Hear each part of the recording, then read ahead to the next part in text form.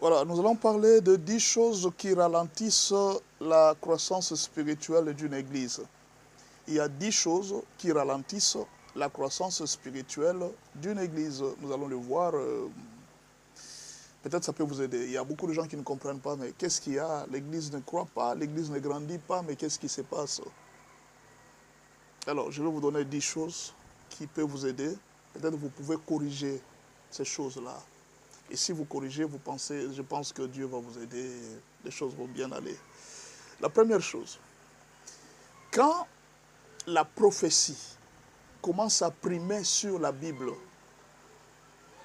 et quand les prophéties dominent les enseignements bibliques, l'Église va connaître une chute. Faites attention avec la prophétie. La prophétie n'est pas une mauvaise chose. Mais quand elle commence à primer sur les enseignements bibliques, l'Église ne va plus grandir.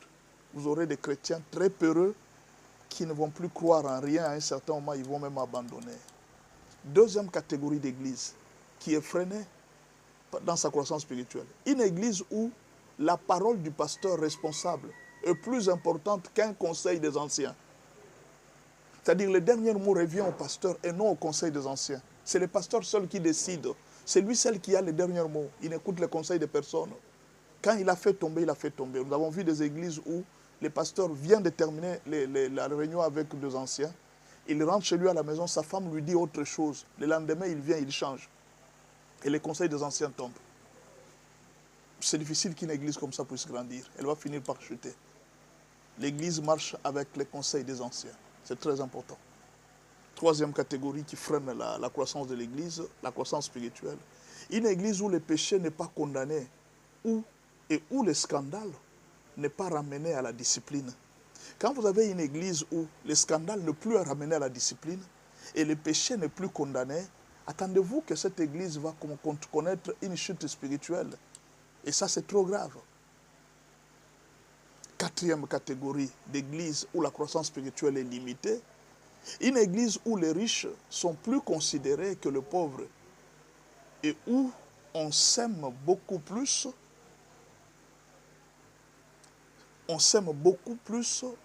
toutes sortes de formes d'injustice. Vous savez, quand vous semez l'injustice, vous aimez les uns et vous négligez les autres. Parce qu'ils n'ont pas étudié, parce qu'ils sont de telle race, parce qu'ils sont pauvres, parce que quand seulement vous catégorisez les gens, c'est fini. L'église ne va plus grandir. Il y aura trop de problèmes dans cette église. C'est chaque jour qu'il y aura des problèmes. Et vous devez faire un effort de vous dépasser. Vous dépassez vraiment pour que ces choses-là ne puissent pas freiner la marche de l'église. L'apôtre Jacques refuse. Il dit, vous ne pouvez pas aujourd'hui arriver dans une église à commencer à distinguer les classes sociales. Comment on a formé les diacres? C'est parce qu'à un certain moment, on a remarqué que les gens commençaient de plus en plus à servir les uns et à laisser les autres. On a dit non, non, non, non, non, non. Nous devons mettre des diacres pour qu'il y ait un peu plus de discipline dans la gestion des choses. Alors, les églises sont bloquées à cause de ces petites choses. Et vous, vous êtes leader. Vous comprenez ce que je suis en train de vous dire. C'est à vous maintenant d'agir. De vous faire une sorte de discipline.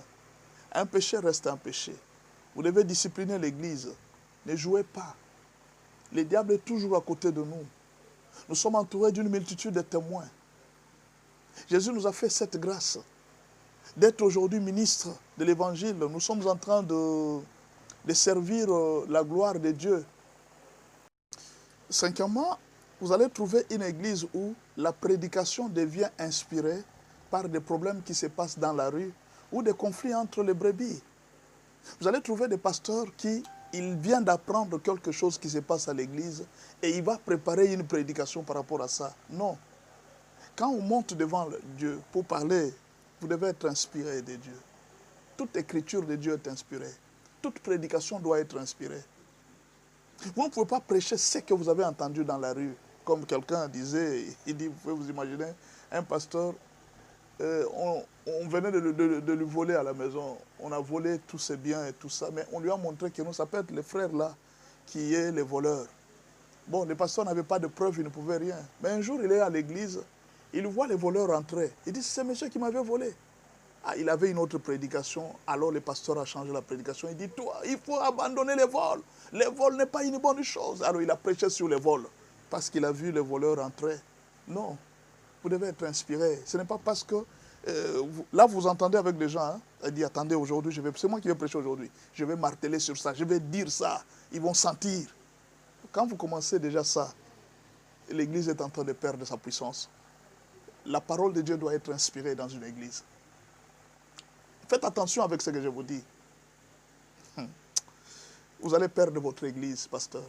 Vous savez, Dieu vous a fait grâce. Hein, vous avez réuni certains membres. Le premier amour que vous aviez, vous allez perdre de cette Église. Gardez la même discipline que vous aviez au départ. Sixième chose qui font que les églises puissent perdre la croissance spirituelle. Une église où les anciens et les dirigeants sont divisés et ils utilisent les brebis comme leur lieu de se plaindre. Vous êtes ancien. Dieu a dit ceci. Quand tu as un problème contre ton frère, va le voir et parle avec lui face à face. Mais toi, qu'est-ce que tu fais? Non, tu commences à utiliser les brebis qu'ils soient témoins. Tu vois l'ancien là. Tu vois les diacres là. Non. Quand vous commencez à utiliser, même parfois les pasteurs, nous les pasteurs, vous prenez les brebis et vous commencez à accuser les serviteurs de Dieu auprès des brebis. Surtout si c'est un membre qui a un peu d'argent. Vous avez cet ancien-là, ne le recevez plus chez vous, non pasteur. C'est un ancien. Appelez-le chez vous. Parlez avec lui. Si vous négligez ces choses, demain vous allez regretter, vous allez perdre votre église. Aujourd'hui, vous avez la grâce, vous voyez les gens autour de vous. Ces gens que vous voyez là ne vous appartiennent pas. Ce sont les brebis du Seigneur. Ils peuvent quitter, aller là où le Seigneur va les orienter. Un jour, Jésus a été surpris. Il vient, il dit, il a vu les brebis comme des brebis manquant de bergers. Faites attention, vous êtes bergers. Sachez comment garder les troupeaux. Sachez comment garder les troupeaux du Seigneur. Septième chose qui fait que les églises ne croissent pas, ils connaissent la chute spirituelle. Une église où les brebis sont mal enseignées sur les offrandes et où les dirigeants utilisent les brebis comme une source de gain de leur vie. Quand vous trouvez une église où les pasteurs utilisent les brebis comme source de gain de sa vie, cette église ne va pas grandir parce que le pasteur n'aura pas une conscience tranquille. S'il a une dette de loyer, il viendra prêcher par rapport à la dette. S'il n'a pas à manger, il viendra prêcher par rapport à la nourriture. Donc, c'est-à-dire, tout l'enseignement va tourner autour de l'argent. Le peuple doit être enseigné sur l'importance de l'argent. Pourquoi nous donnons à Dieu? Quelles sont les raisons pour lesquelles nous donnons à Dieu?